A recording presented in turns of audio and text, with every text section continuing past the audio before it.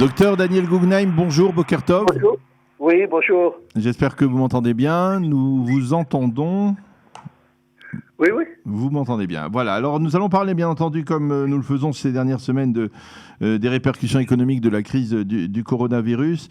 Et je voudrais tout d'abord, on est en plein, on va dire, on a entamé ce déconfinement, on va dire, cette sortie de crise. On se pose de nombreuses questions autour de l'ouverture des centres commerciaux, des marchés populaires, de l'éducation nationale, la reprise dans l'éducation nationale. Alors, je voudrais que vous nous fassiez donner une image, un aperçu, une sorte de panorama des conséquences économiques de cette première semaine de déconfinement et quels sont les défis de l'économie israélienne pour les prochaines semaines et en particulier la semaine prochaine. Oui, comme nos auditeurs l'ont vu et vous venez de le dire, cette semaine a commencé la première vague de déconfinement, c'est-à-dire principalement tout ce qui était les magasins qu'on appelle dans les rues, que ce soit des coiffeurs, des esthéticiennes et tous les magasins qui sont dans la rue, qui ne sont pas, comme vous dites, ni dans les marchés populaires, ni dans les centres fermés. Et ce qu'on a remarqué, et c'était attendu, qu'il y a eu 20 à 30% de plus de chiffre d'affaires qui a été réalisé par toutes ces professions-là sur les quelques jours où ils ont rouvert. C'est bien sûr parce que c'est attendu, parce qu'il y a eu une grande période où on n'a pas pu utiliser ces services pour pouvoir acheter dans ces magasins, mais c'est aussi, et c'est important pour l'avenir... 30% de plus par rapport à une semaine normale ou... Oui, exactement, oui. Et donc c'est dû au fait, comme on vient de dire, que pendant à peu près un mois, on n'a pas pu utiliser ces services et acheter ces choses-là. Mais on pense aussi, les économistes dans tout le pays, c'est ce qu'on appelle l'envie de faire la fête après un moment où on est en déconfinement.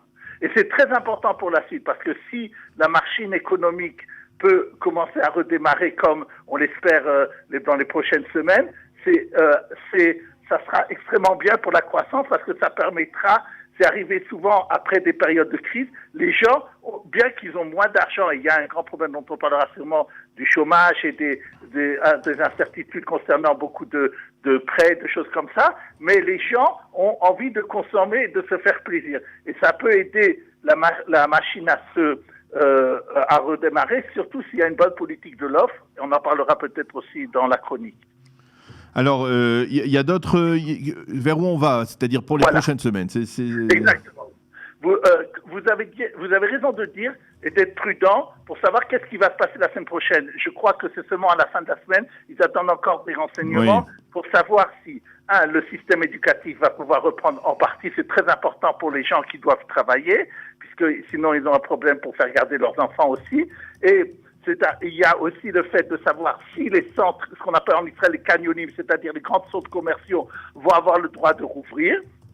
Et aussi la plupart, beaucoup de choses, de magasins ou de... C'est pas très clair. On a le sentiment que le gouvernement n'est pas très clair. En tout cas, même les experts ne sont pas d'un avis unanime. Ils sont l'un dit une chose, l'autre dit le contraire. Il y a parfois on avance des enquêtes, des études qui ont été réalisées par-ci, par-là, pour prouver que, par exemple, même les enfants peuvent contaminer aussi. Alors, à ce rythme-là, on ne va pas s'en sortir.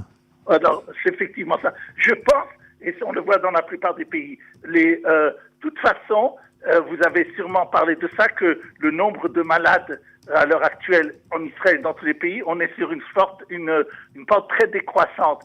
Et je pense que les autorités économiques et sanitaires du pays prendront plus de risques qu'ils ne l'ont fait avant la période de confinement, parce que ils ont vu finalement d'ailleurs qu'ils ont réussi à contenir. Vous savez, en Israël, vous avez sûrement dit, c'est 200 morts, mais c'est rien par rapport à d'autres pays dont on le connaît, et ça permettra sans doute à Israël de prendre plus de risques à ce niveau-là. Donc, je pense qu'on va, à moins quelque chose qui se passe, mais toute personne ne pense comme ça, on va vers des meilleures choses. Maintenant, il y a aussi une autre chose importante que je veux dire, surtout pour tous les indépendants qui nous écoutent. Normalement, déjà jeudi soir, c'est-à-dire le 1er mai, ils devront recevoir, il y a d'abord une deuxième partie de leur don qui a été donnée, ce qu'on appelle en hébreu ma'anak, mais surtout beaucoup d'indépendants qui n'avaient pas eu le droit dans la première partie de recevoir quoi que ce soit. Les critères ont été extrêmement étendus et ils doivent, ceux qui sont inscrits, redevoir depuis le 1er mai, jeudi à partir de minuit, c'est-à-dire aujourd'hui à partir de minuit, peuvent de nouveau s'inscrire aux impôts pour recevoir, et à mon avis, cette fois-ci, la plupart des indépendants le recevront, en tout cas cette partie-là dont ils promettent. Ça veut dire, vous pouvez nous redonner rapidement les critères d'attribution ? Non, il y a, c'est suivant, c'est très compliqué, c'est suivant. Ils ont dit qu'il faudra un mathématicien qui sera sorti de Polytechnique pour pouvoir le savoir. Mais disons qu'ils ont augmenté la somme qui est permis. Il y a eu, vous avez sûrement vu malheureusement hier, un centre d'impôt qui a été brûlé à Cholon, et aussi malheureusement encore bien pire que quelqu'un de Mahane Yehuda qui s'est suicidé cette semaine, et donc le gouvernement veut faire attention et à des alertes aussi. Il a eu des manifestations, il veut éviter des émeutes sociales, et j'espère en tout cas que ça va permettre que cette fois-ci leurs promesses vont être tenues. Maintenant, effectivement, ce que je veux dire, c'est que très important que vous venez de dire ça. Il y a 3 défis économiques. Médecins, dont on a parlé l'autre fois, je voulais juste parler, on leur avait promis que leur salaire ne serait pas par le corona parce qu'ils doivent être 2 fois en isolement. Ça n'a pas été tenu. Ils ont perdu jusqu'à 60% de leur salaire. Il y a eu une grosse crise à l'Assemblée où ils ont crié contre le ministère des Finances. Mais ce n'est pas encore complètement rétabli, surtout pour ceux qui ne sont pas exactement des médecins, mais vous savez, il y a des gens autour des infirmiers et autres. Pour ça, encore, ils sont en train de lutter pour avoir leurs droits. Il y a l'histoire des crèches. Vous savez, pendant 1 mois et plus d'1 mois, il n'y a pas eu de crèche. Et comment on va faire, comment ils vont être payés? C'est un grand problème pour ça. Et je voudrais dire que si on regarde les chiffres qui ont été donnés pour les défis, en tout cas Israël, comme je l'ai dit plusieurs fois, le gouvernement israélien, ministère des Finances, n'a pas été à la hauteur. Vous pensez qu'ici, ils ont parlé de 70 milliards de shekels, à mon avis, c'est la moitié qui a été pour l'instant versée. En Allemagne, même si c'est le plus grand pays, il s'agit là-bas de 1,2 milliard d'euros qui a été donné sur cette période-là aux gens pour justement repermettre l'offre. Et donc, le gouvernement aurait été beaucoup plus généreux. On espère que dans la deuxième partie, il va se trouver plus à hauteur qu'il n'a été jusqu'à maintenant. Alors, on va reparler du shekel parce que au début, on avait le sentiment, au début de la crise, on avait le sentiment que le shekel baissait, que par rapport aux monnaies étrangères, l'euro et le dollar remontaient. Et là, maintenant, finalement, le shekel se renforce et les monnaies étrangères s'affaiblissent. Comment on explique cela ?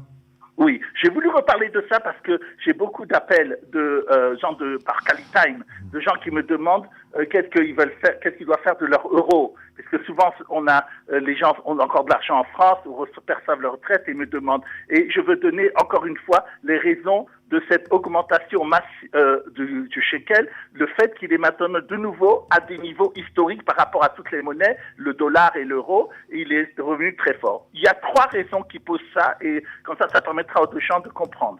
Les bourses ont, dans le mois d'avril, récupéré de moitié, au moins, la perte de mars. Et donc, surtout les bourses américaines. Et le shekel, pour des raisons d'investissement d'Israéliens à l'étranger, est extrêmement lié à ce qui se passe dans la bourse américaine, surtout la bourse technologie. À partir du moment où elle remonte, à ce moment-là, et la Banque d'Israël aussi est intervenue pour donner à l'époque la liquidité nécessaire, et donc à ce moment-là, le shekel rebondit. C'est la première partie, la raison de ça. Deuxièmement, l'incertitude politique qui semble être moins importante en Israël. Troisièmement, il a été publié, j'en ai pas parlé parce que matin où était hier, des chiffres d'Israël par rapport au rang de l'OCDE des pays industrialisés. Israël est quand même dans beaucoup d'endroits 8 sur 35, c'est-à-dire l'économie est forte, et donc c'est une monnaie souvent la représentation d'une économie forte, et malgré les problèmes qu'on a maintenant, elle reste quand même un pays attractif. Troisièmement, et c'est la réponse... Et c'est une raison de plus pour être, on va dire, plus généreux encore, puisque si l'économie israélienne se porte bien, eh bien, le ministère le ministère de l'économie, le ministère des Finances, eh bien, le gouvernement entier devrait être beaucoup plus généreux envers les indépendants qui souffrent. Je ne vous fait pas dire. Vous me prenez la main. Je suis tout à fait d'accord avec vous. Et la dernière raison technique qui a fait même que cette semaine, la banque d'Israël massivement a dû vendre du shekel de nouveau pour ne pas sinon on serait pas comme maintenant à 3,80 pour l'euro, mais on serait de nouveau à 70. Qu'est-ce qui s'est passé cette semaine? Et c'est aussi, il faut le dire pour Israël, quelque chose d'extraordinaire. Il a fait maintenant partie de tous les pays au niveau des obligations qui sont reconnues par les investissements internationaux, comme il y a un indice qui s'appelle WBGI. Israël, cette semaine, en a fait partie maintenant, et massivement, les investisseurs du monde entier achètent des obligations, jusqu'à maintenant ils en achetaient beaucoup moins, d'État et d'Israël. Et ça fait qu'ils ont dû pour ça acheter du shekel, et donc c'est ça techniquement qui a fait les mouvements erratiques dont vous venez de parler maintenant. Alors, il y a une autre question que l'on se pose. Alors, il y a bien entendu énormément de dossiers qui sont liés à la crise du coronavirus sur le plan économique. Alors, on va en prendre un au hasard, c'est-à-dire c'est le dossier des assurances voitures, par exemple. Tout le monde est conscient que, vu le confinement, eh bien, beaucoup de gens, la plupart des Israéliens ne circulent pas. En tout cas, ils circulent bien moins qu'avant. Et quelque part, eh bien, il y a une certaine logique à ce que les assurances et compagnies d'assurance, eh bien, réduisent le prix de leurs assurances voitures. Pourquoi finalement cela ne se produit pas? Oui. Alors, premièrement, très très important, je lance un appel à tous nos auditeurs qui nous écoutent. Il y a des gens qui se font assurer, que ça soit pour la voiture, on va immédiatement parler, ou pour d'autres risques. Il y a des gens professionnels qui ont des assurances professionnelles pour leur matériel, etc. Pendant cette période où ils n'ont pas travaillé, ou malheureusement peut-être ils ne pourront pas travailler, il faut qu'ils demandent immédiatement la suspension de leur assurance pour déjà leur trésorerie qui est faible, ne pas avoir encore à payer de l'assurance. Tous les assurances sont d'accord, vous ne travaillez pas, vous n'utilisez pas la chose pour laquelle vous êtes assuré, immédiatement, vous suspendez l'assurance. Maintenant, concernant la voiture, comme vous avez remarqué, les gens ont beaucoup moins voyagé cette année. Oui. Et donc, ça entraîne immédiatement, et c'est bien de le dire, beaucoup moins d'accidents de la route. Et donc, les assurances ont beaucoup moins à payer. Et donc, immédiatement, l'autorité de ce qui s'appelle Reshut Shekhan, dont je parle souvent, qui est l'autorité qui régule les assurances, ont demandé pourquoi vous ne baissez pas maintenant les prix des assurances auto. Et ils ont répondu, oui, mais nous avons perdu de l'argent quand nous avons investi. Vous savez, quand vous payez de l'argent d'assurance, ils ne le gardent pas chez eux, ils l'investissent en bourse. Et ils ont perdu beaucoup d'argent, mais ce n'est pas une raison. C'est pas notre affaire, dirons-nous. Voilà. Mais alors donc, il a fait une pression publique pour qu'on va voir qu'est-ce qui va se passer. C'est entre lui et les compagnies d'assurance pour savoir s'ils vont baisser maintenant ou après les assurances auto. Maintenant, très important de dire aussi à ce niveau des éditeurs. Vous savez qu'en assurance auto, il y a une assurance qu'on peut faire illimitée, il y a une assurance par kilométrage. Or, si maintenant des gens, et aussi parce qu'on parle de télétravail, et aussi parce qu'ils pensent que pendant les prochains temps, ils vont moins voyager, dans ce cas-là, il faut qu'ils se renseignent auprès de leur agent d'assurance pour savoir s'ils peuvent passer d'un système illimité à un système kilométrage qui leur ferait gagner 20 ou 30% de la prime d'assurance qu'ils doivent payer. Il faut simplement savoir, parce que moi j'ai fait la demande, dans la même compagnie, ils ne permettent pas, il faut changer de compagnie, mais ça c'est une question d'agent d'assurance. Mais c'est très possible que les gens réfléchissent et regardent si c'est pas mieux maintenant de passer par une assurance par kilométrage. Une autre chose très importante que je voudrais dire cette semaine. Voilà, il nous reste une minute, Daniel. Bon. En ce qui concerne aussi le Reshut Shukahon, vous savez qu'il y a des sociétés qui sont cotées en bourse, c'est-à-dire que leurs obligations qui ont emprunté sur le marché financier. Ces sociétés-là sont notées. Et ils ont les notations, les compagnies de notation sont payées par les entreprises qui les notent, dont ils donnent leur notation, ce qui est un peu absurde. Et on a remarqué maintenant récemment, vous avez peut-être entendu parler, il y a une entreprise qui s'appelle Delek qui fait du pétrole et oui, bien sûr. Bien sûr. Et cette société-là est au bord de la faillite. C'est la société de Tchouba. Voilà, exactement. Or, ce sont des milliards de shekels où les retraites de nos auditeurs ont été investies. Oui. Or, cette société, ils ont baissé la notation que très très très tardivement et seulement une des deux. Alors quand l'autre elle a baissé, alors elle a dit tu me notes plus. C'est quelque chose qui a été, ils ont été épinglés les sociétés de notation par cette Reshut Shukahon qui a dit aux compagnies qui gèrent nos retraites, faites très attention maintenant, ne prenez pas qui vous est dit comme par les entreprises de station, faites votre propre calcul et regardez qu'est-ce qui se passe, qu'est-ce que dit un, qu'est-ce que dit l'autre, et réfléchissez. Sachez que je ne suis pas du tout content de leur travail qui a été fait à ce niveau-là. Et une dernière chose, puisque vous me dites 30 secondes, le litre d'essence ce soir va baisser que de 10 agourotes. Malheureusement, bien qu'on a parlé la semaine dernière que le pétrole a beaucoup baissé, oui. c'est dû au fait que j'ai vu les chiffres. 5% du budget national, c'est l'essence, les impôts sur l'essence, ce qui représente 20 milliards de shekels, ce qui explique pourquoi il ne baissera que de 10 agourotes, bien qu'il a massivement baissé ces derniers temps, comme on en a parlé dans la chronique prochaine. Eh bien, merci beaucoup, Dr Daniel Guggenheim, de nous avoir fourni toutes ces explications importantes. Merci d'avoir été avec nous ce matin.